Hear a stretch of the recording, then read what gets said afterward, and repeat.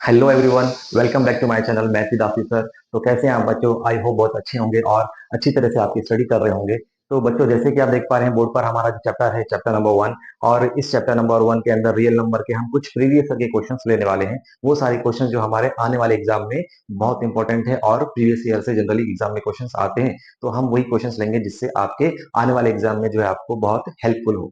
ठीक है, तो फर्स्ट क्वेश्चन जैसे कि आप देख पा रहे हैं, इसके अंदर हमें HCF ऑफ 65 एंड 117 गिवन है इस फॉर्म में। ठीक है, ये HCF है इन दोनों भी नंबर्स का, और हमें क्या फाइंड करना है? वैल्यू ऑफ एन फाइंड करना है, जिसके अंदर हमको ये दोनों भी नंबर का HCF गिवन है। तो क्या करेंगे बच्चों, सबसे पहले हम गिवन नंबर का HCF निकालेंगे। और ऑलरेडी हमको इन दोनों का HCF जो है एन के फॉर्म में गिवन है, तो हम हमारा एक्चुअल HCF और ये गिवन HCF दोनों को इक्वल रखेंगे, और उसके बाद एक इक्वेशन बनेगी और एन को फाइंड कर लेंगे। ठीक है, तो स्टार्ट करते हैं हमारे सॉल्यूशन से। ठीक है, सबसे पहले नंबर दिया हुआ 65, इसके फैक्टर्स फाइंड करेंगे। 65 ये जैसे कि नंबर आप देख पा रहे हैं 5 के टेबल से डिविजिबल है, तो 5 से करेंगे स्टार्ट। 5 वन जा 5, 5 थ्री जा 15 और 13 वन जा 13, तो इसके दो फैक्टर आए। नेक्स्ट नंबर हमारा 117 है। ठीक है, इसके फैक्टर्स बनाएंगे 117। ये नंबर बच्चों हमको मालूम है 13 के टेबल में आता है कितने पे? 13 9 जा 117। फिर ये 3 के टेबल में आएगा, 3 3 जा 9 और 3 1 जा 3। दोनों भी नंबर से हमने फैक्टर्स फाइंड किए। अब यहाँ पे फैक्टर्स लिख लेंगे। 65 के फैक्टर्स है हमारे 5 इंटू 13। अच्छा, नेक्स्ट नंबर है 117, इसके फैक्टर्स क्या है? यहाँ पर 13 आया और 3 टू टाइम्स आया, इसलिए 3 की पावर 2, क्योंकि 3 टू टाइम्स आया। ठीक है, अब हमें फाइंड करना है HCF। ठीक है बच्चों, HCF फाइंड करने के लिए हम क्या करते हैं? सबसे पहले कॉमन फैक्टर लेंगे। कॉमन फैक्टर कौन है? 5 तो नहीं है, यस 13 है दोनों में कॉमन। अच्छा 13 है, तो 13 की HCF निकालते टाइम हम लोवेस्ट पावर कॉमन लेते हैं। अब यहाँ पे पावर 1 है, यहाँ भी पावर 1 है, तो पावर 1 ही रहेगी, यानी कि HCF कितना आ गया? 13। अच्छा, हमको HCF इन दोनों का इस फॉर्म में भी गिवन है, तो क्या इस HCF को हम इसके इक्वल रख सकते हैं? बिल्कुल, यस रख सकते हैं। ठीक है, तो यहाँ पर आया 65 and minus 117 is equal to 13। अच्छा, इसके बाद हम क्या करेंगे? ये 117 को राइट साइड शिफ्ट करेंगे। जैसे उधर शिफ्ट करेंगे ये हो जाएगा प्लस का 117, यानी 117, और ऐड करने पे कितना आएगा? 117 प्लस 3 120 प्लस 10 130 आ गया। ठीक है बच्चों, 130। इधर कितना है? 65 एन। अब 65 के टेबल से ये कितने पे जाएगा? 2 पे जाएगा, क्योंकि 65 का ये डबल है। ठीक है ना, तो एन की वैल्यू कितनी आ गई हमारी? एन की वैल्यू बच्चों 2 आ गई, तो इस क्वेश्चन का जो आंसर है वो 2 है।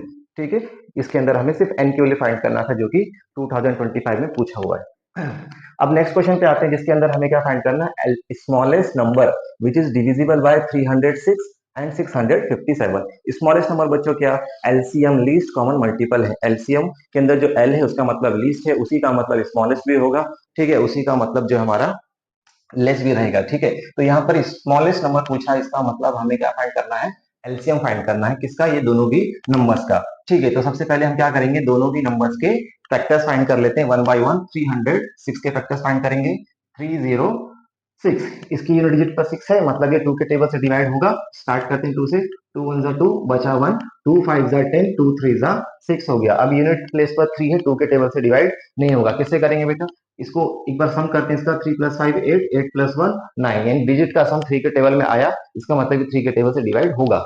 ठीक है, 3 के टेबल से करेंगे। 3 5 जा 15, 3 1 जा 3। ठीक है, 5 प्लस 1 6 आता 3 के टेबल में, 3 से कंटिन्यू करेंगे। 3 1 जा 3, बच गया 2, 3 7 जा 21, और अभी 17 प्राइम नंबर है, अपने ही टेबल से जाएगा। 17 1 जा 17। अब नेक्स्ट नंबर पे आ जाते हैं। नेक्स्ट नंबर है हमारा 657। ठीक है, इसको करेंगे किससे स्टार्ट? इससे 3 से एक बार टेस्ट करते हैं। 3 का डिजिट का सम कितना है? 6 प्लस 5 11, 11 प्लस 7 18 है, और 18 3 के टेबल में आता है, तो इसको करेंगे। 3 2 जा 6, 3 1 जा 3, कितना रह गया? 2, 27 हो गया। 3 9 जा 27, फिर से करेंगे। 9 प्लस 1 10 और 2 12 आएगा, तो 3 7 जा 21, 3 3 जा 9। ठीक है, अब बच्चों ये प्राइम नंबर है और ये किसी के टेबल में नहीं आएगा, अपने ही टेबल से डिवाइड होगा, तो 73 1 जा 73। दोनों भी नंबर्स के हमने फैक्टर फाइंड किए। अब इनको हम जो है एक्सप्रेस करते हैं। 306 के फैक्टर्स क्या क्या है? ठीक है, 2 आया। 3 कितनी बार आया? 3 टू टाइम्स आया, तो यहाँ लिखेंगे 3 स्क्वायर इंटू 17। अब नेक्स्ट नंबर हमारा 657 है। 657 है, तो यहाँ पे 3 के फैक्टर जो है 2 बार आया, यानी 3 स्क्वायर इंटू 73। ठीक है बच्चों, अब क्या करना है? हमें ये दोनों भी नंबर का एलसीएम फाइंड करना है। उसके लिए हम क्या करेंगे? सबसे पहले तो हम क्या करेंगे? हम सारे फैक्टर्स लिख लेंगे, सारे फैक्टर्स। ठीक है, लेकिन लिखते टाइम ध्यान रखेंगे कि कोई फैक्टर रिपीट नहीं होना चाहिए। तो ठीक है, 2 लिख देंगे यहाँ पे। फिर 3 लिख देंगे इंटू 17। ठीक है, अब 3 तो हम लिख चुके हैं, नहीं लिखेंगे, 73 लिखेंगे यहाँ पे 73। इसके बाद हमने जो फैक्टर कॉमन लिखे उनकी पावर लेने, एलसीएम लेते टाइम हम हाईएस्ट पावर कॉमन लेंगे। ठीक है, 2 यहाँ पर एक ही बार आया तो एज इट इज लिखेंगे, 3 यहाँ पर भी है, यहाँ पे भी है, दोनों की पावर सेम है, 2 है तो यहाँ पे 2 लिखेंगे, हाईएस्ट लोवेस्ट यहाँ पर नहीं बन रहा है। ठीक है, नेक्स्ट है हमारा 17 वन टाइम आया, एज इट इज लिख दिया, 73 आया, एज इट इज लिख दिया। अब इसको सॉल्व करना है तो क्या करेंगे, 2 3 का स्क्वायर कितना हो जाएगा 9, और 9 2 का कितना हो गया बेटा 18 हो गया। ठीक है, 18 इंटू 17 इंटू 73। अब इसको हमें सॉल्व करना है, 18 को 17 से मल्टीप्लाई करना है, और जो आंसर आएगा उसको 73 से करेंगे। ठीक है, 18 को 17 से करते हैं मल्टीप्लाई, 18 इंटू 17। ठीक है, 7 एट जा, इसको शॉर्ट ट्रिक से एक बार करते हैं, शॉर्ट ट्रिक से 7 एट जा 56 का 6, कैरी कितना 5 है, 7 वन जा 7, 8 वन जा 8, 7 प्लस 8 कितना हो गया 15, 15 में 5 ऐड करेंगे 20, 20 का 0, कैरी आया 2, 1 वन जा 1 प्लस का 2 कितना हो गया 1 प्लस 2 3, यानी 306 आया। ठीक है, अब 306 को किससे मल्टीप्लाई करेंगे 73 से, अब 73 से मल्टीप्लाई करेंगे इसको, तो यहाँ पर हम मल्टीप्लाई करके देखेंगे, 3 6 जा 18 का 8, कैरी 1, 3 0 जा 0, और ये 1 3 3 जा 9। ठीक है, फिर अब 7 से करेंगे, 7 6 जा 42, 42 का 2, कैरी कितना आया 4, कैरी 4 है, 7 0 जा 0, और ये 4 ऐड कर देंगे, 7 3 जा 21 ऐड कर देंगे, 8 2 प्लस 1 3, 9 प्लस 4 13 का 3, कैरी 1 1 1 2, और 2 2 3 3 8, तो आंसर आया आपका 2 2 3 3 8। बच्चों ये हमारा इस क्वेश्चन का फाइनल आंसर है, एलसीएम। ठीक है, इस तरह से ये हमने दो क्वेश्चन किए और दोनों भी एग्जाम में पूछे हुए थे। अब आते हैं क्वेश्चन नंबर 3 पे, जिसके अंदर हमें रेशियो फाइंड करना है एचसीएफ और एलसीएम का, जिसमें एक लीस्ट कंपोजिट नंबर है और दूसरा लीस्ट प्राइम नंबर है। बच्चों, कंपोजिट नंबर उसको बोलेंगे जिसके दो से ज्यादा फैक्टर्स होते हैं, और प्राइम नंबर उसको बोलेंगे जिसके सिर्फ दो ही फैक्टर होंगे। ठीक है, तो सबसे छोटा कंपोजिट नंबर अगर हम देखें तो कौन सा है, सबसे छोटा composite number, least composite number, least composite number कौन सा है, लीस्ट कंपोजिट नंबर आपका 4 है। ठीक है, इसका जो फैक्टर है वो एक तो 1 है, दूसरा 2 है, और तीसरा ये खुद है, तो इसके दो से ज्यादा फैक्टर हो गए। अब अगर हम बात करें least prime number, L least prime number, least prime number कौन सा है, सबसे छोटा प्राइम नंबर 2 है, क्योंकि इसके सिर्फ दो ही फैक्टर है, एक तो 1 और दूसरा ये नंबर खुद। ठीक है, अब इन दोनों नंबर का हमें क्या फाइंड करना है, एचसीएफ और एलसीएम। ठीक है बच्चों, इसके फैक्टर्स फाइंड कर लेते हैं। सबसे पहले 4 के फैक्टर्स क्या आएंगे, 4 को हम लिख सकते हैं सर 2 स्क्वायर। ठीक है, और हम इसको 2 को क्या लिख सकते हैं, 2 को हम लिख सकते हैं 2 ओनली, है ना, 2 इंटू 1, और इसको 1 लिखना चाहे तो लिख सकते हैं। ठीक है, अब इन दोनों भी नंबर का एचसीएफ निकालना चाहे तो एचसीएफ क्या आएगा, एचसीएफ देखेंगे सबसे पहले कॉमन फैक्टर कौन है, कॉमन फैक्टर है इसके अंदर 2।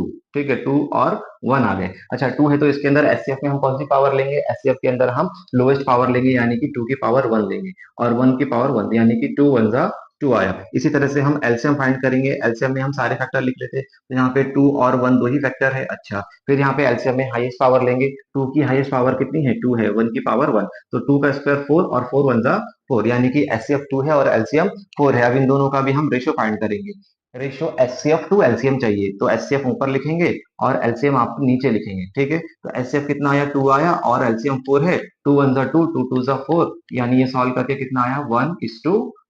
इसका मतलब ऑप्शन हमारा ए करेक्ट है, ऑप्शन नंबर ए करेक्ट हो गया। अब आते हैं नेक्स्ट क्वेश्चन नंबर 4 पे, जिसके अंदर हमें क्या दिया है, if n is any natural number then 12 raise to n can not end with digit. पूछा है कि 12 रेज टू n इनमें से कौन से नंबर पे कभी भी एंड नहीं हो सकता, और n क्या है, कोई एक नेचुरल नंबर। ठीक है, तो बच्चों क्या करना है, इसके अंदर हमें यहाँ पर हम वैल्यू पुट करके इसको सॉल्व करने वाले हैं। ठीक है, 12 रेज टू n है, 12 रेज टू n है, तो बच्चों हम यहाँ पे हम ये जो 2 है ना इसको कंसिडर करेंगे, सिर्फ इसको कंसिडर करके भी हम आंसर निकाल सकते हैं। ठीक है, तो 2 की पावर n लिया हमने, इसके यूनिट प्लेस पर 2 था, सिर्फ 2 को ही फोकस करके हम आंसर निकाल सकते हैं। तो n की पावर हम कोई भी एक नेचुरल नंबर लेकर देखते हैं। ठीक है, अगर n की पावर, n की वैल्यू 1 है तो ये कितना आ गया 2 आ गया, अगर n की वैल्यू 2 है तो 2 का स्क्वायर 4 आ गया, n की वैल्यू अगर 3 है तो 2 का क्यूब 8 आ गया, n की वैल्यू 4 है तो 2 की पावर 4 कितना है 16 आ गया, यानी कि 6 आ गया। ठीक है, 2 की पावर 5 है तो कितना आ गया 32 आ गया, यानी 2 आया। इसका मतलब 2 रिपीट हुआ फिर से, तो अब या तो यूनिट प्लेस पर 2 4 8 6 इसमें से ही कोई एक नंबर आएगा, जीरो तो कभी नहीं आएगा, है ना। अगर हम 6 लेंगे तो ये 64 हो जाएगा, यानी 4 आएगा यूनिट प्लेस पर। इसका मतलब 2 4 8 ये तीनों भी आ सकते हैं यूनिट प्लेस पर, बट कभी भी ये नंबर जीरो पे एंड नहीं होगा। ऑप्शन नंबर आपका डी करेक्ट है। तो अब करते हैं क्वेश्चन नंबर हम 5 को, जिसके अंदर हमें ए बी और सी ये 3 नंबर्स हैं और ये हमको फैक्टर्स के फॉर्म में गिवन है। और बच्चों हमें इन तीनों भी नंबर का एलसीएम भी गिवन है। तो हमें क्या फाइंड करना है इस क्वेश्चन में, एक्स की वैल्यू फाइंड करनी है। हमारी अप्रोच कैसी होनी चाहिए कि सबसे पहले सर हम इनके फैक्टर्स को फाइंड कर लेंगे और इसको फैक्टराइज फॉर्म में कन्वर्ट कर लेंगे। फिर उसके बाद ये तीनों भी नंबर का हम एलसीएम फाइंड कर लेंगे। ये ठीक है, तीनों भी नंबर का एलसीएम यहाँ भी गिवन है, तो यहाँ से जो एलसीएम मिलेगा और ये जो फैक्टराइज फॉर्म में एलसीएम मिलेगा वो दोनों भी एलसीएम को हम इक्वल में रख देंगे। और जैसे इक्वल में रखेंगे तो हम फिर फैक्टर्स को कंपेयर करेंगे उनकी पावर के साथ। ठीक है, तो इस तरह से हम इस क्वेश्चन को करने वाले हैं। स्टार्ट करते हैं। सबसे पहले हम ए बी सी तीनों भी नंबर्स के हम क्या करते हैं, एलसीएम फाइंड कर लेते हैं। ठीक है, तो सॉल्यूशन स्टार्ट करते हैं इसका। A B C, LCM of A B C. ठीक है, तो सबसे पहले हम क्या करेंगे, हम एलसीएम फाइंड करते टाइम सारे भी फैक्टर्स लिख लेंगे। तो यहाँ पे 2 है, 3 है, लिख लेंगे 2 इंटू 3। इसके बाद यहाँ पे 2 आया नहीं लिखेंगे, 3 आया नहीं लिखेंगे, 5 लिखेंगे। ठीक है, रिपीट नहीं हुआ तो लिखेंगे। इसके बाद 2 3 रिपीट हो गया, 7 नहीं हुआ तो 7 को लिखेंगे। हमने क्या किया, सारे फैक्टर्स को लिख दिया। अब वो फैक्टर जो कॉमन थे उनकी हाईएस्ट पावर लिखेंगे। तो 2 कॉमन था क्या, यस, तीनों में कॉमन है तो हाईएस्ट पावर यहाँ पे तो 2 है। ठीक है, फिर इसके बाद 3 कॉमन है क्या, यस, 3 दोनों के पास है। और यहाँ पर x आया है ना, यहाँ पावर 1 1 है, यहाँ पर x है तो x पावर लिख लेंगे क्योंकि हमें x फाइंड करना है। अच्छा, फिर 5 देखेंगे, 5 तो यहाँ पे एक ही बार आया तो 1 लिखेंगे पावर। यहाँ भी 1 टाइम आया 7 तो पावर 1 लिखेंगे। इसका मतलब ए बी सी तीनों भी नंबर का एलसीएम ये है। और हमें तीनों भी नंबर का एलसीएम यहाँ भी गिवन है तो इसको फैक्टराइज करेंगे। ये एलसीएम और वो फैक्टराइज दोनों इक्वल में रखेंगे। ठीक है, इसके फैक्टर्स फाइंड करते हैं। 3780, 3780। स्टार्ट किससे करना है आपने, 2 से स्टार्ट करना है। ठीक है, 2 लिखेंगे, 2 1 जा 2 आया 1, 2 8 जा 16 बच गया 1, 2 9 जा 18 0। फिर 2 से करेंगे, 2 9 जा 18, 2 4 जा 8 बचा 1, 2 5 जा 10। अब ये 3 से जाएगा। ठीक है, 3 3 जा 9, 3 1 जा 3 बचा 1, 3 5 जा 15 हो गया। फिर से 3 से करेंगे, 3 1 जा 3। अब बच्चों यहाँ पर 1 तो आता नहीं, हमको नेक्स्ट डिजिट लेना पड़ेगा 15। 2 डिजिट एक साथ नहीं ले सकते, उसके लिए पहले 0 लिखेंगे और फिर 15 को लेंगे। ठीक है, यहाँ पर एक 0 लिख दिया। अब 15 कितने पे आता, 5 जा पे, 3 5 जा 15। ठीक है, और कंटिन्यू करेंगे, 3 3 जा 9 बचा 1, 3 5 जा 15। अभी 35 डायरेक्टली 5 के टेबल में आएगा, 5 7 जा 35, 7 1 जा 7। इसका मतलब ये है कि ये जो नंबर है इसके फैक्टराइज्ड फॉर्म ये है। ठीक है, इसको कन्वर्ट करते हैं हम।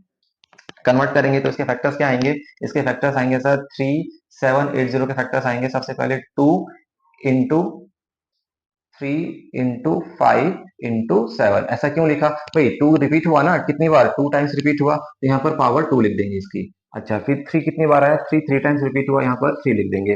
5 और 7 1 टाइम रिपीट हुए। ये क्या है, ये हमारा 3780 का फैक्टराइज फॉर्म है। और ये एक एलसीएम था। ठीक है, तो ये भी एलसीएम है, किसका है, दोनों भी एलसीएम सेम नंबर्स के हैं, दोनों को किस में रख देंगे, इक्वल में। तो 2 square into 3 raise to x into 5 into 7, दोनों भी एलसीएम को हमने इक्वल में रख दिया। अब यहाँ पे आपने क्या करना है, कंपेयर करना है। ऑन कंपेयरिंग बोथ साइड्स, दोनों की साइड जब हम कंपेयर करेंगे तो हम कुछ चीजों को इक्वल पाएंगे और फिर उसको हम कंपेयर करके फाइंड आउट करेंगे। देखो, 2 स्क्वायर सेम है, 5 5 सेम है, 7 7 सेम है, और ये दोनों भी इक्वल है। इक्वल है इसका मतलब ये 3 का क्यूब और ये 3 रेज टू एक्स इक्वल होना चाहिए। 3 का क्यूब और 3 रेज टू एक्स भी इक्वल होना चाहिए, तभी ये पूरे फैक्टर्स की वैल्यू आपस में इक्वल होगी। तो यहाँ पर अगर हम कंपेयर करें कि पावर्स को, एक्स है यहाँ पे पावर 3 है तो दोनों के बेस सेम है। अगर बेस सेम है और वो इक्वल में है तो उनकी पावर्स भी इक्वल रहती है ना। इसका मतलब जो एक्स है उसकी वैल्यू 3 है, एक्स की वैल्यू 3 है, तो हमारा आंसर, इस क्वेश्चन का आंसर 3 है। ठीक है, इस तरह से इस क्वेश्चन को आपको करना है। नाउ क्वेश्चन नंबर 6 देखेंगे। क्वेश्चन नंबर 6 के अंदर हमें LCM of two numbers given है 221। और ये दोनों भी नंबर कैसे नंबर हैं, ये दोनों भी नंबर जो हमारे प्राइम नंबर्स है। प्राइम नंबर्स का एलसीएम क्या होता है, उनका प्रोडक्ट। प्राइम नंबर का एलसीएम क्या होता है, उन दोनों भी प्राइम नंबर का प्रोडक्ट करेंगे तो एलसीएम मिलेगा। तो हम क्या करेंगे, पी और क्यू को मल्टीप्लाई करेंगे तो हमको एलसीएम मिलने वाला है। ठीक है बच्चों, पी और क्यू को मल्टीप्लाई करेंगे तो हमको क्या मिलेगा, एलसीएम। ये मेथड है। ठीक है, अब 221 के हम फैक्टर्स बनाएंगे, 221 के फैक्टर्स बनाएंगे। यहाँ पे फैक्टर्स बना लेते हैं। 221, 221 ये सबसे पहले 13 के टेबल से जाएगा। ठीक है, बीच में किसी भी टेबल से डिवाइड नहीं होगा, 13 से होगा डायरेक्टली। तो 13 वन जा 13, कितना आया इसके अंदर, अभी 7 आया। ठीक है, सॉरी 9 बचा, 13 वन जा 13 बचा, कितना यहाँ पे 9, तो ये कितना हो गया 91। तो 13 7 का कितना होता है 91। अभी कितनी पे जाएगा, 17 पे, 17 वन जा 17। मतलब 221 को हम क्या लिख सकते हैं, 13 इंटू 17। और दोनों भी कैसे नंबर हैं, प्राइम नंबर है। ठीक है, और हमको दोनों भी प्राइम नंबर का प्रोडक्ट मिल चुका है। अब यहाँ पे कंडीशन क्या है कि P is greater than Q है, P ग्रेटर देन Q है, तो दोनों में ग्रेटर कौन है, 17 है, इसका मतलब Q पहले लिखेंगे और P को बाद में लिख लेंगे, ठीक है, 13 इंटू 17।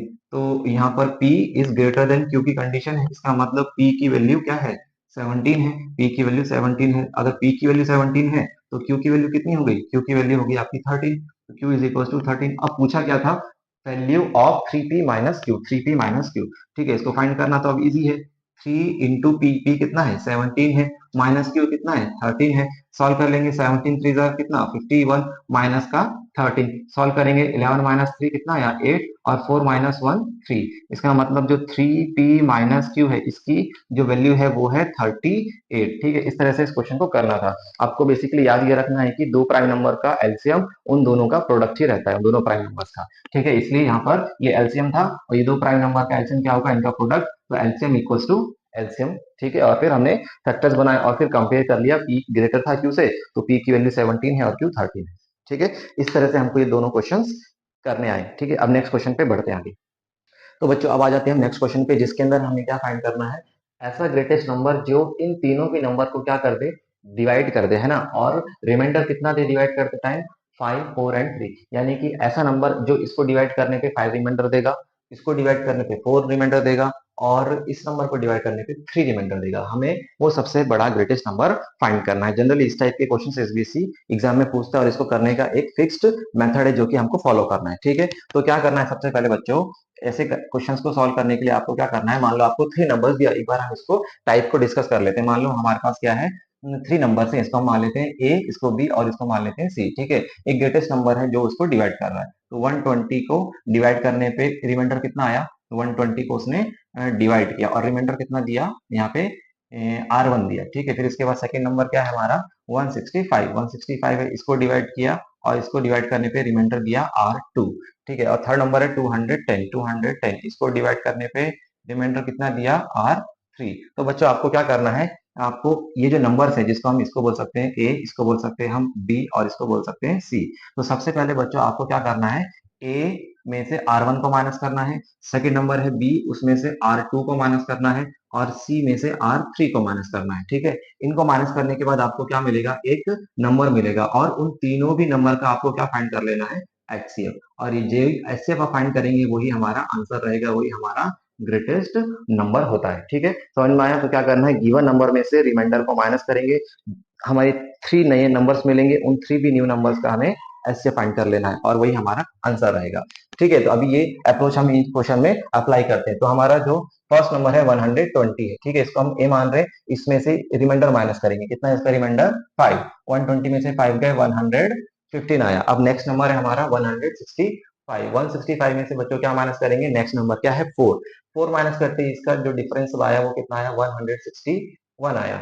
और थर्ड नंबर है 210, 210 में से क्या माइनस करेंगे, थर्ड रिमाइंडर कितना है 3, तो इसमें से 3 माइनस करेंगे तो कितना आएगा 207 आएगा, राइट, 207 आया। अब ये 3 नंबर्स का हमें क्या फाइंड कर लेना है, एचसीएफ, ये जो एचसीएफ आप फाइंड करेंगे वही आपका आंसर रहेगा, ठीक है। एचसीएफ फाइंड करने के लिए हमें क्या मालूम होना चाहिए, इसके फैक्टर्स, तो इसके फैक्टर्स फाइंड कर लेते हैं। सबसे पहले 115 के फैक्टर्स बनाएंगे। अब ये जो नंबर है सबसे पहले जो 5 के टेबल से ही जाएगा, 5 के टेबल से करते हैं, 5 2 10 बच गया 1, 5 3 15, फिर 23 प्राइम नंबर है अपने ही टेबल से गया, ठीक है, फर्स्ट हो गया। सेकंड 161 है बचा, 161 है। अब 161 कौन से टेबल से जाएगा, 161 ये तो प्राइम नंबर है, कोई भी टेबल में नहीं आ रहा है ना, इसके डिजिट का सम करते हैं तो 6 प्लस 2 कितना हो गया 8, आता नहीं 3 के टेबल में, 7 के टेबल से करते हैं तो 7 2 14, 14 प्लस 2 16, 2 और 1 21, यस 7 के टेबल में आ रहा है ये तो, 7 के टेबल से करेंगे, 7 2 14, बचा कितना 2, 21 हुआ, 7 3 21। अब ये प्राइम नंबर है और अपने टेबल में जाएगा, ठीक है, इसका मतलब 161 प्राइम नंबर नहीं था। अब आते हैं थर्ड नंबर पे 207, 207 के फैक्टर्स बना लेंगे। यहाँ पर देखो 7 प्लस 2 9, और 9 3 के टेबल में आता है, इसका मतलब 3 के टेबल से डिवाइड होगा, तो यहाँ लिखेंगे 3 6 18, कितना बच गया 2, 27 हुआ, 3 9 27, फिर 3 से करेंगे, 3 2 6, 3 3 9, अगेन प्राइम नंबर आया 23 1 23। तो बच्चों इसके फैक्टर्स क्या आ गए, 115 के फैक्टर्स आ गए सर 5 इंटू 23। दूसरा नंबर हमारा 161 है, इसके फैक्टर्स क्या आ गए 7 इंटू 23, 3। थर्ड नंबर है 207, इसके फैक्टर्स क्या आ गए? 3 दो बार आया तो 3 का स्क्वायर इंटू 23। बच्चों आंसर हमारा क्या है इन तीनों भी नंबर का? एचसीएफ। और एचसीएफ फाइंड करते टाइम सबसे पहले हम लिखेंगे कॉमन फैक्टर्स ओनली। तो कॉमन फैक्टर क्या है? 23, 23, 23। ठीक है, यही कॉमन फैक्टर है। फिर कॉमन फैक्टर लिखने के बाद उसकी लोएस्ट पावर, अब इसमें तो सबकी पावर 1 है, मतलब 23 ही हमारा आंसर है। इसका मतलब ये है कि अगर हम 120 को किससे डिवाइड करें? 23 से। ठीक है, तो रिमाइंडर कितना आएगा? आपका रिमाइंडर आएगा कितना? 5। और 165 को 23 से डिवाइड करेंगे तो रिमाइंडर आएगा 4। और 210 को भी 23 से डिवाइड करेंगे तो रिमाइंडर आएगा 3। ठीक है, तो ये हमारा फाइनल आंसर रहेगा। इसका मतलब जो ग्रेटेस्ट नंबर है वो 23 है। Greatest number is equal to 23। ठीक है, तो इस तरह से ये टाइप के क्वेश्चंस हमें करने होते हैं एग्जाम में। चलो बच्चों, अब बढ़ते हैं हम नेक्स्ट क्वेश्चन पे। क्वेश्चन नंबर 8 है हमारा, जिसके अंदर हमको दो नंबर गिवन नहीं है, दोनों भी नंबर का हमको रेशो गिवन है। ठीक है, राइट। और इसके बाद हमको ना उन दोनों भी नंबर का एलसीएम गिवन है, और क्या पूछा है? वो दोनों नंबर का एचसीएफ। तो बेटा जब भी आपको नंबर्स गिवन नहीं होंगे और उनका रेशो गिवन होगा तो आप क्या करेंगे? सबसे पहले नंबर्स को एज्यूम कर लेंगे। कैसे एज्यूम करेंगे? हम जब रेशो में नंबर्स गिवन होते हैं तो हम उसको एक कॉमन नंबर से मल्टीप्लाई कर देते हैं। ठीक है, और फिर हमको एक्चुअल नंबर्स मिलते हैं। ठीक है, तो अब यहाँ पर हमारा जो एचसीएफ होगा, एचसीएफ जो होगा उसको हम अगर मल्टीप्लाई कर देते हैं, याद रखना ये ट्रिक। ठीक है, कि जब भी हमको नंबर्स किस में फॉर्म में दिए हो? रेशो की फॉर्म में गिवन हो। जब भी नंबर्स रेशो की फॉर्म में गिवन हो तो हम क्या करेंगे? रेशो को मल्टीप्लाई कर देंगे किससे? एचसीएफ से। रेशो को एचसीएफ से जैसे मल्टीप्लाई करेंगे तो हमको क्या मिलेंगे? एक्चुअल नंबर्स मिलेंगे। रेशो को एचसीएफ से मल्टीप्लाई करेंगे तो एक्चुअल नंबर्स मिलेंगे। ठीक है, तो हम क्या कर लेते हैं यहाँ पे? एचसीएफ को मान लेते हैं एक्स। एचसीएफ को क्या मान लिया हमने? एक्स। अब हम एक्स से क्या करेंगे? रेशो को मल्टीप्लाई करेंगे। रेशो क्या है हमारा? 2:3 है बच्चों, 2:3 है। इसको जब हम एक्स से मल्टीप्लाई करेंगे तो हम नंबर्स क्या फाइंड करेंगे? हमको नंबर्स मिल जाएंगे, एक तो 2x मिलेगा और दूसरा नंबर हमको मिलेगा 3x। ठीक है, एग्जाम में आपको इस तरह से कुछ भी लिखना नहीं है, डायरेक्टली आपको सिर्फ समझने के लिए मैंने बताया कि जो रेशियो होता है उसको हम अगर कॉमन मल्टीपल से मल्टीप्लाई करते तो फिर हमको एक्चुअल नंबर्स मिलते। तो ऐसे क्वेश्चंस में हमारा जो कॉमन मल्टीपल होता है वही हमारा एचसीएफ है, क्योंकि इसकी फुल फॉर्म में क्या है? Highest common factor. तो हम कॉमन फैक्टर से एक मल्टीप्लाई करेंगे तो एक्चुअल नंबर्स मिल गए। अब ये नंबर्स हमारे हैं, तो यहाँ लिखेंगे लेट नंबर्स आर। ठीक है, आपका सॉल्यूशन जो बेसिकली यहाँ से स्टार्ट हो रहा है, लेट नंबर्स आर। नंबर्स क्या हो जाएंगे आपके? एक हो जाएगा 2x एंड दूसरा हो जाएगा 3x। ठीक है, अब हमें क्या गिवन है बच्चों? दोनों भी नंबर का हमको ना एलसीएम गिवन है। क्या गिवन है? एलसीएम। एलसीएम कितना गिवन है? 180। तो हमारे पास रिलेशन है ना, LCM into HCF. LCM into HCF is equals to product of the numbers. Product of the numbers, तो एलसीएम कितना है? क्वेश्चन में 180 गिवन है। और एचसीएफ क्या है? दोनों भी नंबर का कॉमन फैक्टर, जो कि हमने एक्स माना था, कॉमन फैक्टर एक्स है। अच्छा, नंबर क्या है? फर्स्ट नंबर है 2x और सेकंड नंबर क्या है? 3x। ठीक है, अब हम यहाँ पर एक एक्स और ये कैंसिल कर सकते हैं, है ना। उसके बाद 2 के टेबल से ये कितने पे गया? 2 9 18 और ये 0 का 0। फिर 3 के टेबल से ये कितने पे गया? 3 3 9 और ये 0। यहाँ कितना बचा? 30। उधर कितना बचा? x। मतलब x की वैल्यू कितनी आ गई? 30। और x को हमने क्या माना था? एचसीएफ। इसका मतलब जो एचसीएफ है वो इस क्वेश्चन का 30 है। ठीक है, तो 30 हमारा फाइनल आंसर है। ठीक है, तो ये चीज याद रखना है कि हम जब रेशियो को एचसीएफ से मल्टीप्लाई करते हैं तो हमको एक्चुअल नंबर्स मिलते हैं। ठीक है, अब इसी पर बेस्ड हमारा ये क्वेश्चन है जो कि एग्जाम में पूछा हुआ है 2021 में। सारे क्वेश्चन जो हम ले रहे हैं सारे प्रीवियस ईयर में ही पूछे हुए। ठीक है, अभी 9 क्वेश्चन को करेंगे बच्चों। इसके अंदर आपको जो है ना numbers of possible pairs find out करना है if product of two numbers and HCF is 4500 and 45। तो बच्चों ये क्या गिवन है? सबसे पहले बात हुई किसकी? प्रोडक्ट की बात हुई, यानी कि प्रोडक्ट ऑफ टू नंबर्स का प्रोडक्ट है कितना? 4500। प्रोडक्ट ऑफ टू नंबर्स ये कितना है? 4500। और उन दोनों भी नंबर का जो एचसीएफ है वो कितना गिवन है? एचसीएफ है बच्चों आपका 15। ठीक है, तो हमको नंबर्स तो नहीं मालूम लेकिन दोनों नंबर्स का एचसीएफ गिवन है। तो हम क्या करेंगे? नंबर्स का रेशो मान लेते हैं। हमारे जो नंबर्स हैं हम मान लेते हैं कि जो रेशो है नंबर्स का वो इस फॉर्म में है, A:B। तो जब हमको नंबर्स का रेशो गिवन होगा तो हम नंबर फाइंड कर सकते हैं। कैसे? एचसीएफ को रेशो से मल्टीप्लाई करके। तो नंबर्स क्या आ जाएंगे? नंबर्स आर क्या आ जाएंगे? एक आ गया आपका 15A और सेकंड नंबर हो गया आपका 15B। 15B, तो आपके टू नंबर्स है। ठीक है, और ये दोनों भी नंबर्स का प्रोडक्ट कितना है? 4500। तो हम मल्टीप्लाई करेंगे 15 ए फर्स्ट नंबर है और 15 भी सेकंड नंबर है। इन दोनों भी नंबर का प्रोडक्ट कितना है? 4500। अच्छा, 4500। अब हम क्या करेंगे? 15 को उधर शिफ्ट करेंगे, डिवाइड में चले जाएंगे, ए और बी यहीं रह जाएंगे, ए इंटू बी।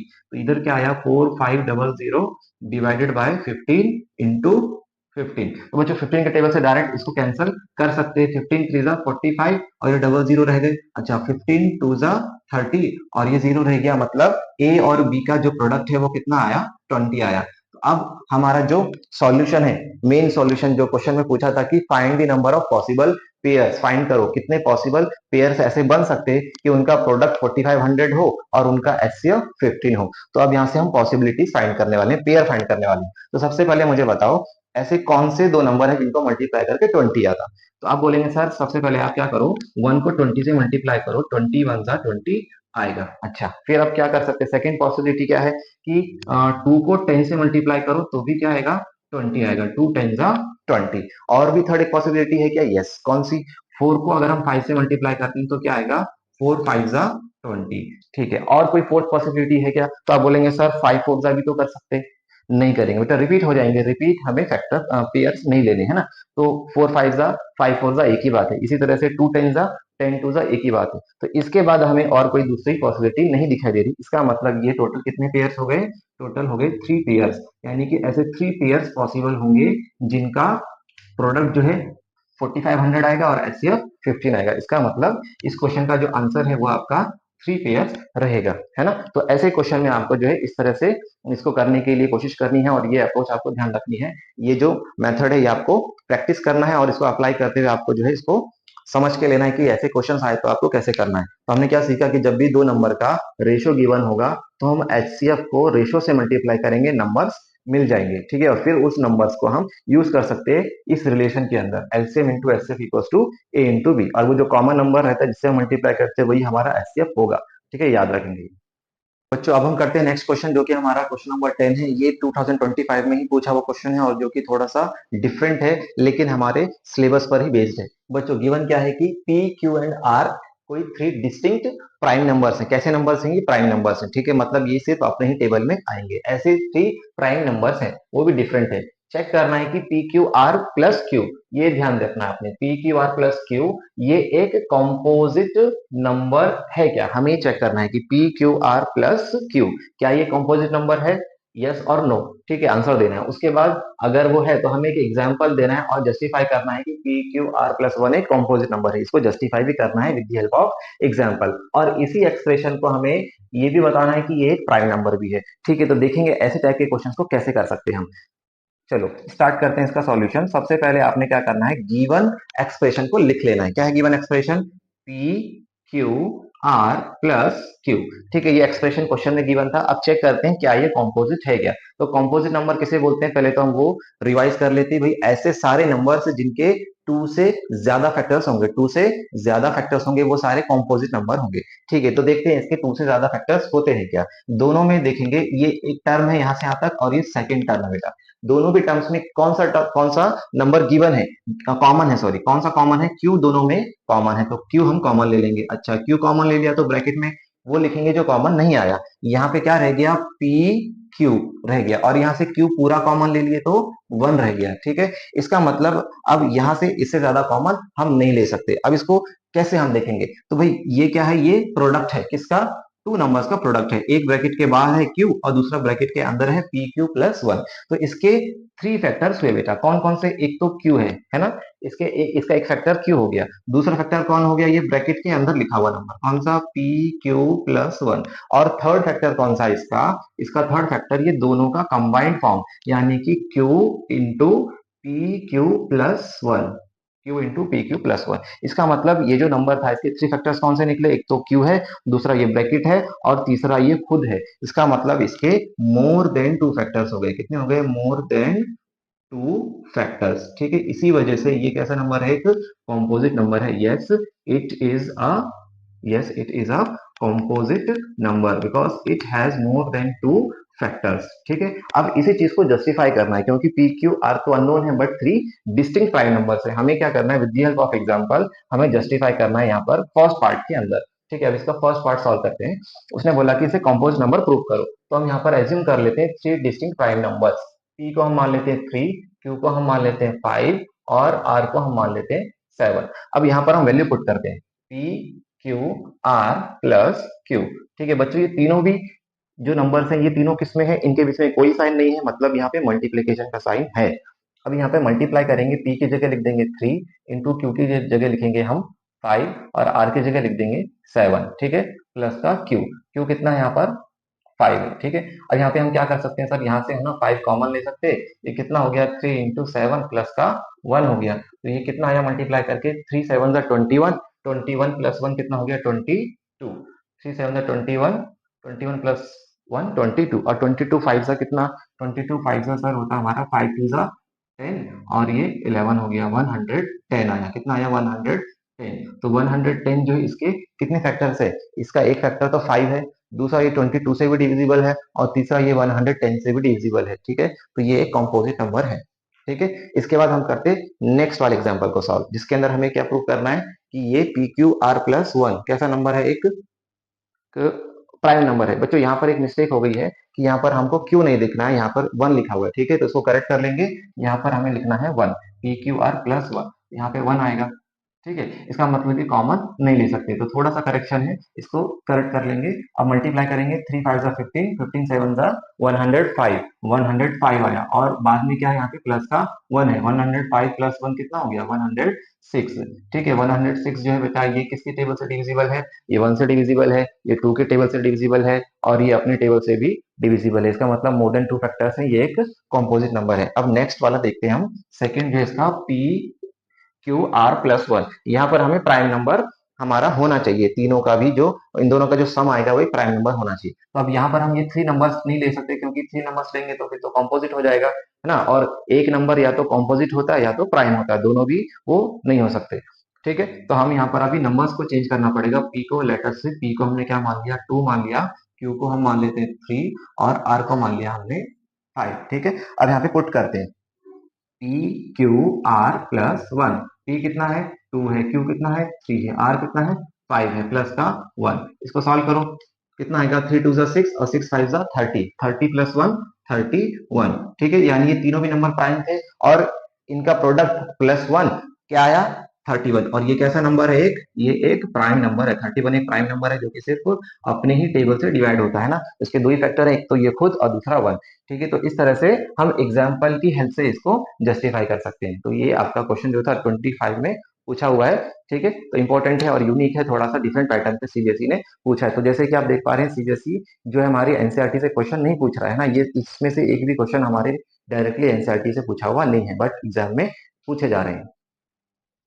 बच्चों अब आते हैं हम वर्ड प्रॉब्लम्स के अंदर, जिसके अंदर हमको जो क्वेश्चंस होंगे वर्ड प्रॉब्लम्स में वो एलसीएम और एचसीएफ दोनों पर बेस्ड होंगे। तो हम कैसे पहचानेंगे कि दिए हुए क्वेश्चन में एलसीएम फाइंड करना है या फिर एचसीएफ, तो आपको क्या करना है, कुछ कीवर्ड्स होते हैं जो क्वेश्चन के अंदर लिखे हुए होते हैं, आपको उसको आइडेंटिफाई करना है, रेक्टिफाई करना है और ये पहचानना है कि ये क्वेश्चन एलसीएम पर बेस्ड है या एचसीएफ पर बेस्ड है। जैसे कि बोर्ड पर आप देख पा रहे होंगे कि अगर कोई चीज ऐसी है क्वेश्चन में, आपको पढ़ने के बाद ऐसा फील हो रहा है कि कोई चीज रिपीट हो रही है बार बार, ठीक है, जैसे 3 अलार्म क्लॉक का रिपीट होना, ट्रैफिक के सिग्नल्स का रिपीट होना, ठीक है, या फिर एक ही सर्कुलर ग्राउंड में हमने किसी एक पॉइंट से राउंड लगाना स्टार्ट किया और घूम के फिर वापस सेम पॉइंट पर वापस आना सेम टाइम पर।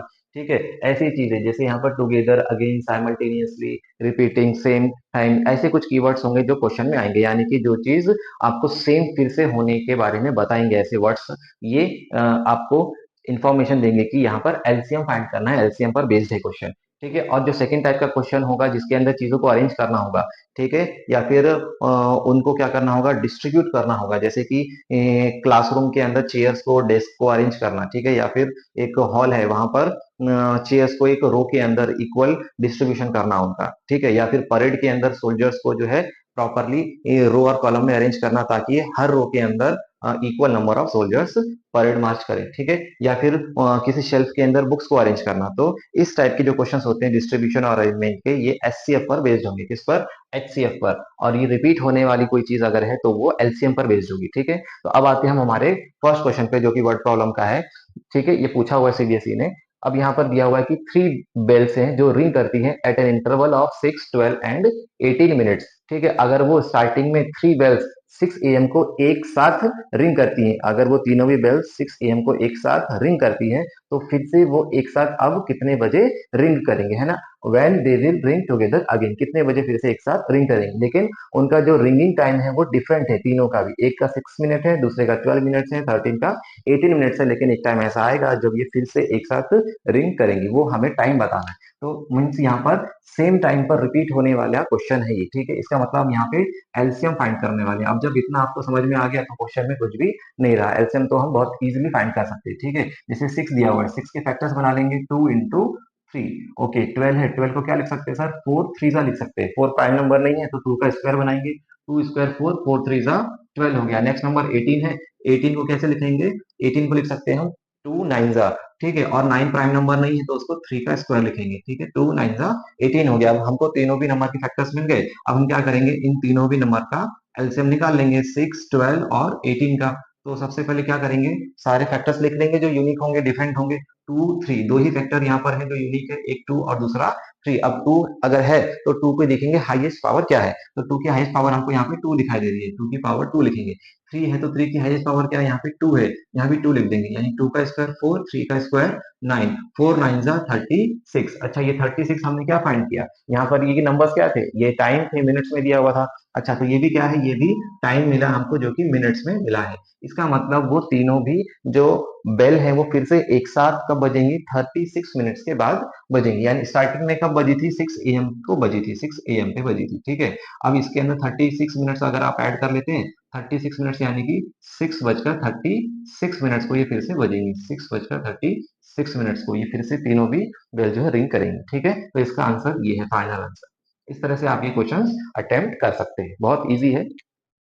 तो बच्चों वर्ड प्रॉब्लम का हम करते हैं सेकंड क्वेश्चन। ठीक है, क्वेश्चन को रीड करेंगे। क्वेश्चन में लिखा हुआ है कि traffic lights at 3 different road crossings change after every seconds, 48 second, 72 seconds and 108 seconds. कि भाई जो क्या है, ट्रैफिक लाइट्स है और कहाँ रहती है, ये जहाँ पर रोड की क्रॉसिंग है वहां पर ट्रैफिक लाइट्स रहती हैं। ऐसी 3 ट्रैफिक लाइट्स हैं जो अलग अलग क्रॉसिंग पे है। ठीक है, और जो तीनों भी लाइट है वो एक 48 सेकंड पे, एक 72 सेकंड पे और एक 108 सेकंड के बाद हर बार ये क्या होंगी, ग्लो करेंगी। ठीक है, if they all change simultaneously eight 8:20 AM, अगर वो तीनों भी लाइट एक साथ चेंज हुई थी, कब, 8:20 पर, अगर वो एक साथ पहली बार चेंज हुई थी, तो वो अब फिर से कितने मिनट के बाद एक साथ चेंज होंगी। ठीक है, एक साथ फिर से वो दोनों तीनों भी लाइट जो चेंज होंगी, जो कि अलग अलग क्रॉसिंग पर है, और उनके चेंज होने का टाइम जो है अलग अलग दिया है, लेकिन वो सेम टाइम पे फिर से कब जो है चेंज होंगे, हमसे ये पूछा है। तो यहाँ पर हम कैसे पहचानेंगे कि ये क्वेश्चन एलसीएम पर बेस्ड है या एचसीएफ पे, तो मैंने बताया था आपको कीवर्ड्स पे फोकस करना है। ठीक है, तो यहाँ पर दिया हुआ है traffic lights at 3 road crossing change after every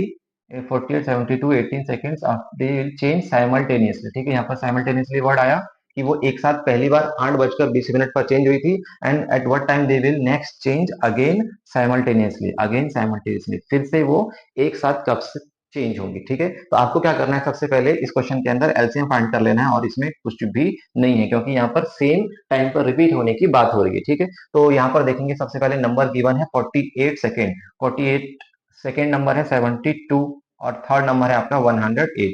तो क्या कर लेंगे बच्चों, हम सबसे पहले इनके फैक्टर बना लेंगे। ठीक है सर, 48 के फैक्टर, 48 मीन्स 8 6 होता है 48, और 8 को क्या लिखते हैं हम, 8 को लिखते हैं 2 का क्यूब, 8 6 6 को क्या लिखेंगे, 2 इंटू 3 लिखेंगे। ठीक है, ये हो गया 6, ये हो गया 8 6 48। अच्छा, 2 यहाँ पे एक पावर है, दोनों बेस मल्टीप्लीकेशन में तो पावर ऐड होगी, 2 की पावर 4 इंटू 3 इसको लिखा जा सकता है। फिर 72, 72 मीन्स 8 9 8 9 72, 8 को क्या लिख सकते हैं, 2 का क्यूब, 9 को क्या लिख सकते हैं, 3 का स्क्वायर। तो कितना इजी है, फैक्टर बना दिया हमने। 108, 108 12 9 12 9 ठीक है, 12 को क्या लिख सकते हैं, 12 को लिख सकते हैं 4 3 ठीक है, 4 3 12, और 9 लिखना है तो 3 का स्क्वायर। अच्छा, 4 को क्या लिख सकते हैं सर, 4 को ना हम 2 का स्क्वायर लिख सकते हैं, 2 का स्क्वायर हो गया 4, और ये 3 स्क्वायर इंटू 3 कितना हो गया, 3 का क्यूब। ठीक है बच्चों, हमने क्या किया, हमने फैक्टर फाइंड कर लिया। अब टाइम है एलसीएम फाइंड करने का। सबसे पहले क्या करेंगे, हम एलसीएम फाइंड करने के लिए फैक्टर्स लिख देंगे सारे।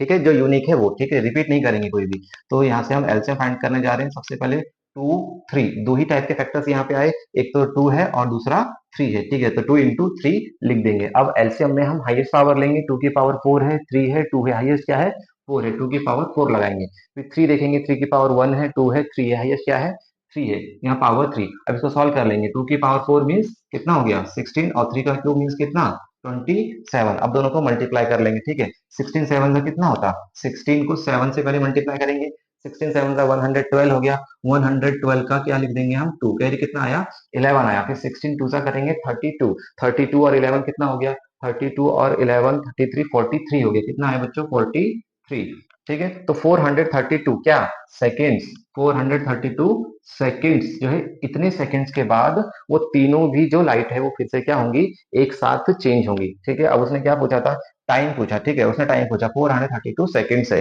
टाइम पूछा है तो हमको बताना है कि कितने बज के कितने मिनट्स पे। तो हम देखेंगे इसके अंदर भाई कितने मिनट्स आए इसके अंदर कितने मिनट्स आए, तो देखेंगे 432 सेकेंड्स है ये, 60 सेकेंड का 1 मिनट होता है ना, 60 सेकेंड से ऐसे इसको डिवाइड करते हैं, 432 है तो 60 सेकेंड का 1 मिनट, 60 को अगर हम किससे करते हैं मल्टीप्लाई, 16 8 कितना हो जाएगा 480, 16 7 से करेंगे, 16 7 यानी कि कितना हो जाएगा 420 हो जाएगा। इसका मतलब 7 मिनट्स में 420 सेकेंड्स हो गए, ठीक है। यानी कि 7 मिनट और प्लस में कितने सेकेंड्स, कितने हो गए एक्स्ट्रा के 12 सेकेंड्स, 17 मिनट्स और 12 सेकेंड्स। तो यहाँ पर अगर हम ऐड करना चाहें तो ये कितना हो जाएगा 16 7 42, 42 7 मिनट्स प्लस में 12 सेकेंड। तो यहाँ पर 8 बजकर 20 मिनट हो रहे हैं, तो यहाँ पे क्या लिख सकते हैं हम 7 मिनट्स और ऐड कर देंगे यहाँ पर, तो 8 बजकर 27 मिनट्स हो गए और 12 सेकेंड्स हो गए, ठीक है। तो इतने टाइम के बाद ये जो तीनों भी बेल है, ये सॉरी तीनों भी जो है हमारे ट्रैफिक लाइट से एक साथ चेंज होंगी, ठीक है। अब नेक्स्ट क्वेश्चन पर आ जाते हैं। नेक्स्ट क्वेश्चन है क्वेश्चन नंबर 3, जिसके अंदर दिया हुआ है कि मॉर्निंग वॉक है और जहाँ पे 3 पर्सन क्या करते हैं मूव करते हैं, ठीक है, और अपने स्टेप्स को मूव करते हुए आगे करते हैं कुछ डिस्टेंस को कवर, ठीक है। और तीनों के भी स्टेप का साइज जो है सेम नहीं है, डिफरेंट है, 30 है एक का, दूसरे का 36 है और थर्ड पर्सन का 40 सेंटीमीटर है। ये क्या है स्टेप का साइज है। What is the minimum distance each should walk so that each can cover the same distance in complete steps. तो पूछा है कि ये तीनों भी जो है पर्सन ये मिनिमम जो है कितना डिस्टेंस ट्रेवल करे, मिनिमम कितना डिस्टेंस ट्रेवल करे कि ये जो है इनके स्टेप्स कंप्लीट स्टेप्स में इनके जो है डिस्टेंस क्या हो जाए सेम हो जाए। तो यहाँ पर कीवर्ड्स क्या आया बच्चों सेम आया, सेम। तो सेम चीज जब रिपीट हो रही है मतलब वो अपने स्टेप्स में सेम डिस्टेंस कवर करेंगे, ऐसे कितने स्टेप्स उनको चलने पड़ेंगे, मिनिमम डिस्टेंस आपको बताना है, ठीक है। तो ऐसे क्वेश्चन में मिनिमम वर्ड भी आया, मिनिमम किसको रिप्रेजेंट कर रहा है लीस्ट को, और लीस्ट का मतलब क्या है, लीस्ट का मतलब है LCM, LCM least common multiple. तो हमें बेसिकली क्या फाइंड करना है एलसीएम। नंबर्स के यहाँ अपने 36 है, 40 और एक 30 है, तो 30 को क्या लिख सकते हैं सर, 30 को लिख सकते हैं 3 टेन जा, 3 इंटू 10, और 10 को क्या लिख सकते हैं 2 5 जा, ठीक है। ये फैक्टर्स बन गए 30 के। नेक्स्ट है 36, 36 को क्या लिख सकते हैं हम 12 3 जा, क्या लिख सकते हैं 12 3 जा, और 12 को क्या लिख सकते हैं 4 3 जा 12, 4 3 जा 12 और 12 3 जा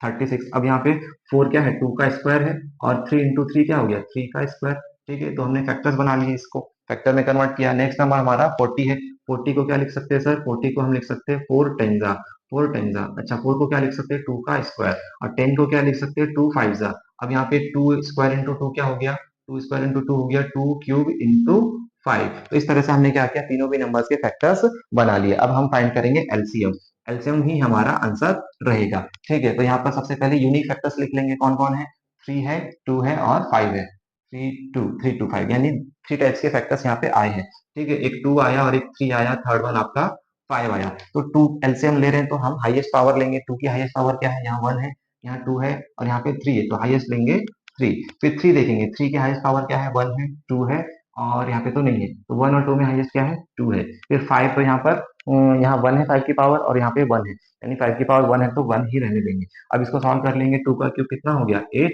3 का स्क्वायर कितना 9 इंटू 5 हो गया, ठीक है। 8 को 5 से मल्टीप्लाई कर लेंगे कितना हो गया 8 5 जा 40 इंटू 9, 4 को 9 से मल्टीप्लाई कर लेंगे 4 9 जा 36 और ये 0 लगा देंगे, यानी कि 360 क्या 360 सेंटीमीटर, इतनी डिस्टेंस वो कवर करेंगे 360 सेंटीमीटर, ठीक है। मिनिमम इतनी डिस्टेंस जब वो कवर करेंगे तो ओके बच्चों, अब हम करते हैं कुछ नेक्स्ट टाइप के जो वर्ड प्रॉब्लम्स है जिसके अंदर हमारे क्वेश्चंस एचसीएफ पर बेस्ड होंगे, ठीक है। तो क्वेश्चंस को कैसे पहचानेंगे, अब मैंने आपको कुछ कीवर्ड्स बताया था ना, कीवर्ड्स जिसके अंदर था मिनिमम आ जाए, ठीक है, या फिर सेम आ जाए, टुगेदर आ जाए, रिपीट हो कोई चीज, ठीक है, जिसमें कोई अरेंजमेंट वाली बात नहीं हो रही है, डिस्ट्रीब्यूशन की कोई भी बात नहीं हो रही है, वो सारे क्वेश्चंस आपके एलसीएम पर बेस्ड होंगे। ठीक है, अब ये मिनिमम सेम वर्ड ना कीवर्ड एससीएफ वाले क्वेश्चन में भी आ सकता है, लेकिन आपको ध्यान देना है क्या उस क्वेश्चन में डिस्ट्रीब्यूशन और अरेंजमेंट जैसा कुछ डिस्कस हुआ है क्या।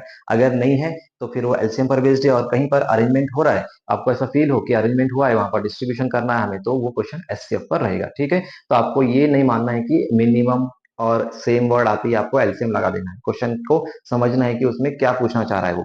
अब जैसे ये क्वेश्चन है जिसके अंदर क्या है, एक टीचर्स का वर्कशॉप हुआ, और उस वर्कशॉप के अंदर ना अलग अलग लैंग्वेज पढ़ाने वाले टीचर्स जो है पार्टिसिपेट कर रहे हैं, जैसे फ्रेंच वाले हैं, हिंदी वाले और इंग्लिश टीचर्स हैं। फ्रेंच के टोटल 48 टीचर्स हैं ना, हिंदी के 80 टीचर्स हैं, और इंग्लिश लैंग्वेज के 144 टीचर्स हैं। अब हमें क्या करना है, इन सभी टीचर्स को रूम के अंदर अरेंज करना है ना, और इस तरह से अरेंजमेंट करना है कि हर रूम के अंदर इक्वल टीचर ही होने चाहिए। ठीक है, ऐसा नहीं है कि कहीं पे ज्यादा टीचर्स हैं और दूसरे रूम में कम टीचर है, इस तरह से डिस्ट्रीब्यूशन नहीं करना है। तो आपको पढ़ के समझ में आ गया होगा कि यहाँ पर हमें क्या करना है, find the minimum rooms required if in each room same number of teachers are seated and all of them are of the same subject. हर रूम के अंदर सेम नंबर ऑफ टीचर्स होनी चाहिए और सेम सब्जेक्ट पढ़ाने वाले ही होने चाहिए, यानी कि यहाँ पे बहुत सारे टीचर्स हैं, 3 कैटेगरी के टीचर्स हैं, उनको अरेंज करना है रूम्स के अंदर, मीन्स अरेंजमेंट का क्वेश्चन है, मतलब यहाँ एचसीएफ वाली बात होगी। ठीक है, ओके, सोल्व करते हैं इस क्वेश्चन को। सबसे पहले हम क्या करेंगे, हम ये फाइंड करेंगे कि हम टोटल नंबर ऑफ रूम निकालने से पहले ये देख लेंगे कि एक रूम में हम कितने टीचर्स अरेंज कर सकते हैं। ठीक है, तो उसके बाद हम निकालेंगे टोटल रूम्स हमें कितने लग रहे हैं। हम पहले क्या फाइंड कर रहे हैं कि एक रूम के अंदर कितने टीचर्स अलॉट हो सकते हैं। ठीक है, वो हम फाइंड करने वाले हैं। तो उसके लिए हम क्या करेंगे, सबसे पहले एचसीएफ फाइंड कर लेंगे किसका, तीनों भी नंबर्स का। हमारे पास फ्रेंच पढ़ाने वाले कितने टीचर्स हैं, फ्रेंच लैंग्वेज के कहाँ गया, यहाँ पे फर्स्ट नंबर 48 टीचर्स है। इसके बाद नेक्स्ट लैंग्वेज हमारी हिंदी है, हिंदी लैंग्वेज के हमारे नेक्स्ट है 80 टीचर्स है। और जो थर्ड है हमारा इंग्लिश, और इंग्लिश पढ़ाने वाले हमारे पास 144 टीचर्स हैं। ठीक है, तो इस तरह से हमें ये 3 लैंग्वेज टीचर्स गिवन है। अब हम क्या करेंगे, इन तीनों भी का भी एचसीएफ फाइंड कर लेंगे, उससे हमको मिलेगा कि एक रूम की कैपेसिटी कितनी है, कितने टीचर्स एक रूम में बैठ सकते हैं। ठीक है, एचसीएफ फाइंड करते हैं। सबसे पहले 48 का फैक्टर्स बनाएंगे। 48 के फैक्टर्स बनाना है तो हम क्या लिखेंगे, 8 6 48 है ना, 8 6 48, या फिर हम 16 3 भी लिख सकते हैं, 16 3 48। 16 को क्या लिख सकते हैं, 2 की पावर 4 इंटू 3। ठीक है, ये 16 हो गया, 2 रेज टू 4, 16 3 48, हमको प्राइम नंबर चाहिए सिर्फ। नेक्स्ट नंबर है 80। सर 80 को हम क्या लिख सकते हैं, 80 को बेटा आप 16 कितना लिख सकते हैं, सॉरी चलो 8 10 80 मान लो, 8 10 80। 8 को क्या लिख सकते हैं, 2 का क्यूब लिख सकते हैं सर, 8 को 2 का क्यूब लिख सकते हैं। और 8 10 को क्या लिख सकते हैं, 2 5 लिख सकते हैं। ठीक है, यानी कि 2 रिपीट हुआ तो पावर ऐड होगी, 2 की पावर 4 इंटू कितना आ गया 5। ठीक है, यानी कि 16 5 भी 18 होता है, 16 5 भी 80 होता है, आप डायरेक्ट लिख सकते थे। इसके बाद 144 आया, 144 को क्या लिख सकते हैं आप, 12 का स्क्वायर लिख सकते हैं। ठीक है, लेकिन 12 तो प्राइम नंबर नहीं है, तो 12 को क्या लिखेंगे, 12 को लिख सकते हैं 4 3 12 को क्या लिख सकते हैं आप, 4 3 ठीक है। और फिर ये स्क्वायर दोनों पे आएगा 4, 4 का स्क्वायर इंटू 3 का स्क्वायर। ठीक है, बट 4 तो प्राइम नंबर नहीं है, 4 को क्या लिख सकते हैं, 2 का स्क्वायर, 2 के स्क्वायर का स्क्वायर, यानी कि 2 की पावर 4 हो गई है ना। 4 का स्क्वायर कितना 16, 2 की पावर 4 कितना 16, और इंटू में क्या आएगा यहाँ पर, इंटू में आएगा 3 का स्क्वायर। तो फाइनली आपके ये फैक्टर्स आए, ये इसका फैक्टर है, ये इसके फैक्टर्स है, और ये इसके फैक्टर्स है। तो आपके फैक्टर्स किस फॉर्म में होने चाहिए, प्राइम फैक्टर फॉर्म में होनी चाहिए। ठीक है, अब हम क्या करेंगे, तीनों को ऐसे फाइंड करना है, तो हम क्या करेंगे, ऐसे फाइंड करने के लिए सबसे पहले सिर्फ कॉमन फैक्टर्स लिख लेंगे, सिर्फ कॉमन। तो 2 है क्या तीनों में, यस 2 2 2 तीनों में है। अच्छा, फिर 3 है क्या, 3 इसमें नहीं है। ठीक है, तो तीनों में होना चाहिए, तो इसमें नहीं है तो अब 3 को छोड़ देंगे। तो अभी कोई नंबर बचा क्या, 5, तीनों में नहीं है, 5 को भी छोड़ देंगे। तो ऐसा एक ही फैक्टर मिला 2 जो तीनों में था, कौन है वो 2। अब एचसीएफ निकालते टाइम हम कौन सी पावर लेंगे, हाईएस्ट या लोवेस्ट, बोलो हाईएस्ट या लोवेस्ट, तो लेंगे सर लोवेस्ट पावर। 2 की लोवेस्ट पावर क्या है, यहाँ पे 4 है, यहाँ पे 4 है, यहाँ पे 4 है, अरे ये तो 4 ही है यहाँ पे ना, इक्वल आ गई तो फिर 4 लेंगे। 2 की पावर 4 कितना 16, मीन्स वन रूम के अंदर, वन रूम के अंदर कितने टीचर्स हम बिठा सकते हैं, वन रूम के अंदर हम 16 टीचर्स को बिठा सकते हैं, 16 टीचर्स को। अच्छा, एक रूम में 16 टीचर्स बैठ सकते हैं। तो अब टोटल रूम्स कितने लगेंगे, यहाँ पे पूछा है ना, find the minimum number of rooms required, कितने रूम्स लगेंगे पूरे टीचर्स को बिठाने के लिए। ठीक है, तो फ्रेंच वाले हमारे टोटल कितने टीचर्स थे, फ्रेंच लैंग्वेज के हमारे पास थे 48 टीचर। एक रूम के अंदर कितने टीचर्स, 16 टीचर्स। ठीक है, तो 48 टीचर्स को बिठाने के लिए कितने रूम्स लगेंगे, 48 डिवाइडेड बाय 16 कितना आया, 3 रूम्स लगेंगे। ठीक है, 48 टीचर्स को बिठाने के लिए 3 रूम्स लगेंगे, फ्रेंच लैंग्वेज के लिए 3 रूम्स लगेंगे। उसके बाद नेक्स्ट है हमारा हिंदी टीचर्स। हिंदी टीचर्स कितने हैं टोटल? 80 टीचर्स हैं, ठीक है। 1 रूम के अंदर कितने टीचर्स आ सकते हैं? 1 रूम के अंदर 16 टीचर्स आ सकते हैं, ठीक है। तो फिर जो हमारे टोटल टीचर्स हैं 80 है, इनके लिए कितने रूम्स लगेंगे? 80 डिवाइडेड बाय 16। 16 को आप जब डिवाइड करेंगे तो कितना आ जाएगा? 16 फाइव जा, यानी कि 5 रूम्स लगेंगे। किसके लिए? 5 रूम्स लगेंगे बच्चों आपको हिंदी टीचर्स के लिए, ठीक है। ये 16 चीजा था। अब हमारा जो नेक्स्ट है वो लास्ट इंग्लिश टीचर है। इंग्लिश टीचर है टोटल 144, ठीक है। और एक रूम में कितने टीचर्स? 16 टीचर्स। तो कितने रूम्स लगेंगे? 16 के टेबल में कितने का आएगा? 16 के टेबल में ही आएगा आपका 9 का भी, 16 9 का 144, यानी कि इंग्लिश लैंग्वेज के लिए आपको लगेंगे 9 रूम्स, ठीक है। 9 रूम्स। तो टोटल कितने रूम्स लगेंगे हमको? टोटल रूम्स अगर आपसे पूछ लिया जाए तो टोटल रूम्स कितने हो गए? 3 + 5 + 9, 3 + 5 + 9, यानी कि कितने हो गए? 9 + 5 14 + 3 17 रूम्स लगेंगे। 17 रूम्स की रिक्वायरमेंट है। कम से कम इतने रूम्स तो हमारे पास होने चाहिए, ठीक है। इतने रूम्स होंगे तो हमारे सारे टीचर्स इक्वली डिस्ट्रीब्यूट हो जाएंगे और कोई भी टीचर नहीं बचेगा, और हर रूम के अंदर सेम टीचर्स बैठेंगे, सेम सब्जेक्ट के और सेम नंबर ऑफ टीचर्स, ठीक है। तो इस तरह से ये एससीएफ का कॉन्सेप्ट था।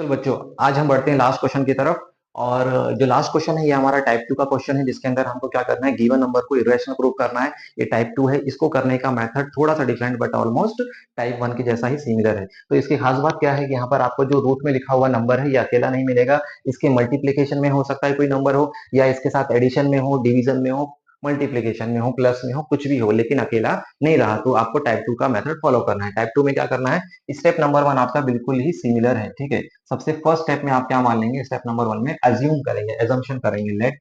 लेट अस अज्यूम, क्या अज्यूम करेंगे, इस पूरे नंबर को आप क्या मान लेंगे, इरेशनल प्रूव करना है तो इसको रैशनल अज्यूम कर लेंगे। Let us assume 5 plus 3 under root 2 is a rational number, is a rational number. इसको हमने रैशनल नंबर मान लिया। अगर ये एक रैशनल नंबर है तो क्या इसको हम पी बाई क्यू के फॉर्म में लिख सकते हैं क्या? तो आप बोलेंगे यस सर, बिल्कुल लिख सकते हैं, इसको हम पी बाई क्यू के फॉर्म में लिख सकते हैं। अच्छा, जब पी बाई क्यू फॉर्म में लिखा तो पी और क्यू क्या होंगे, where P and Q, where P and Q are coprime integers. यहाँ भी आपको सेम स्टेप लिखना है, को प्राइम इंटीजर्स होंगे आपके ये, where P and Q are coprime integers, ठीक है।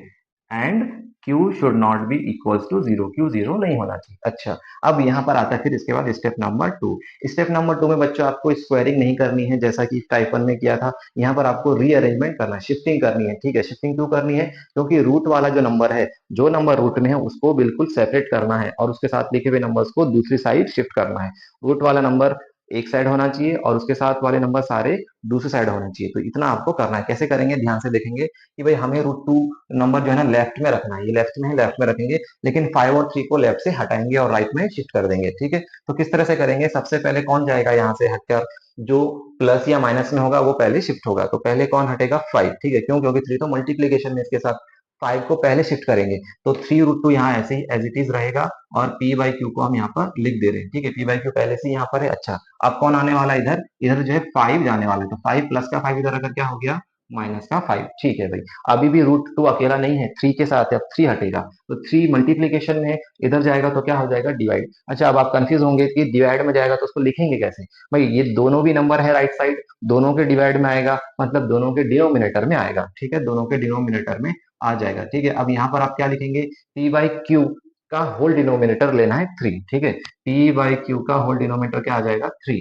और इधर क्या है, माइनस का 5, ठीक है, माइनस का 5, ठीक है। लेकिन इसके नीचे भी तो आएगा 3, दोनों के डिनोमिनेटर में 3 आ गया। अच्छा, अब ये जो डिनोमिनेटर में 3 है उसको हम क्या करेंगे, रेसिप्रोकल करेंगे। तो ये क्या हो जाएगा आपका पी बाई क्यू है ना, पी बाई क्यू इसका रेसिप्रोकल होगा। ये 3/1 है, 3/1 है तो ऊपर क्या होगा, मल्टीप्लाई होगा, और 3/1 है, ऊपर जाके क्या हो जाएगा, 1/3, माइनस का 5, माइनस का 5/3, ठीक है। और यहाँ पे क्या बना, पी वन जा पी, और 3 इंटू क्यू क्या हो गया, 3Q, माइनस का 5/3। तो यहाँ से हम क्या सीखा हमने कि जो 3 यहाँ से शिफ्ट होने वाला है वो डायरेक्टली हम इस डिनोमिनेटर के नीचे लिख सकते हैं, ठीक है, इसके लाइन के नीचे लिख सकते हैं, ठीक है। इतना हम नहीं करना चाहे तो भी बच सकते हैं, डायरेक्टली हम इसके नीचे 3 लिख देंगे और इसके नीचे 3 लिख देंगे, तो हमारा काम हो जाएगा। अब यहाँ पर देखो बच्चों कि ये सब किसके इक्वल आया, रूट 2 के इक्वल आया। अब मुझे बताओ पी बाई क्यू कैसा नंबर है, पी बाई क्यू रैशनल था ना, ठीक है ना। पी बाई क्यू क्या है, एक रैशनल नंबर है, और 3 कैसा नंबर है, 3 एक रैशनल है, यानी कि पी बाई क्यू को हम रैशनल से डिवाइड करेंगे तो क्या मिलेगा, रैशनल मिलेगा। अच्छा, 5/3 कैसा नंबर है, सर 5/3 भी तो एक रैशनल नंबर है, पी बाई क्यू के फॉर्म में है, यानी कि ये भी रैशनल है। बट ये कैसा नंबर है, रूट टू कैसा नंबर है, इरेशनल है। रूट टू कैसा नंबर है, इरेशनल है। ये रैशनल है, ये रैशनल है, रैशनल में से रैशनल माइनस करेंगे तो क्या आएगा, रैशनल में से रैशनल माइनस करेंगे तो रैशनल आएगा। बट ये क्या है, इरेशनल है। तो क्या कभी रैशनल इरेशनल के इक्वल हो सकता है, क्या कभी रैशनल नंबर इरेशनल के इक्वल हो सकता है, बिल्कुल भी नहीं। रैशनल और इरेशनल दोनों भी डिफरेंट टाइप के नंबर है, कभी भी इक्वल नहीं होंगे। तो लिखेंगे इट इज नॉट पॉसिबल, तो लिखेंगे therefore our assumption is wrong. Therefore this, यहाँ लिखेंगे this contradicts our assumption, this contradicts our assumption, contradicts our assumption, our assumption, therefore our assumption is wrong, therefore our assumption is wrong। हमारा जो assumption है, हमने क्या माना था कि रैशनल मान लिया था, और ये assumption क्या हो गया, हमारा रॉन्ग हो गया। और assumption जो रॉन्ग हो गया वो रैशनल नहीं रहा, तो क्या बन गया, देयरफॉर 5 प्लस 3 रूट 2, अगर वो रैशनल नहीं है तो फिर क्या होगा, irrational, is an irrational number, is an irrational number, irrational number. ठीक है बच्चों, ये इस तरह से हमने क्या किया, टाइप 2 का क्वेश्चन भी कंप्लीट कर लिया। तो इस चैप्टर के अंदर जितने भी टाइप्स के क्वेश्चन बन सकते थे, इससे पहले एक वीडियो अपलोडेड की हुई है चैप्टर नंबर 1 रियल नंबर से रिलेटेड, और ये सेकंड वीडियो है। तो ये एक वन शॉट वीडियो थी जिसके अंदर हमने क्या देखा, almost every type of question real number के प्रीवियस ईयर क्वेश्चन, जो कि बहुत इंपॉर्टेंट है आपके आने वाले नेक्स्ट एग्जाम में, जो कि बोर्ड का एग्जाम होने वाला है उसमें।